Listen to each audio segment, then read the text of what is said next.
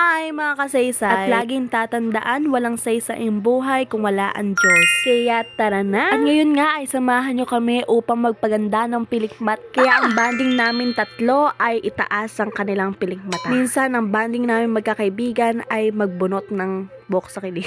Mag-wax baga. At yung pinapahid ko na nga po dito ay mabaho. Ito yung nagpapakulot o nagpapataas. Amoy talaga siyang pangkulot ng buhok. Kaya matapang yung amoy niya. At sorry agad sa mga kaibigan ko dahil sinama ko to. Diba? Para silang mga panda dyan. Mga itim ang mata.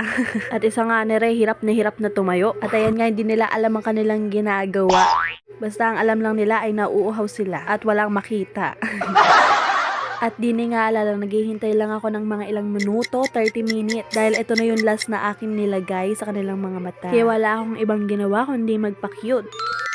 Kaya ayan, medyo talagang matagal-tagal ito. At nagpapaservice nga talaga ako ng eyelash lift. At sila lagi yung pinagpapraktisan ko. Dahil to be honest, hindi talaga ako gano'ng nasasatisfy sa mga gawa ko. Dahil feeling ko ay hindi maitaas yung pilikmata nila. Or dahil sadyang maikli lang talaga. Kaya sa mga ginagawa natin, ipagpatuloy lang natin. Dahil matututunan at mapagtatagumpayan din natin yan. Hanggang dito na lang. Thank you for watching. God bless. Bye-bye!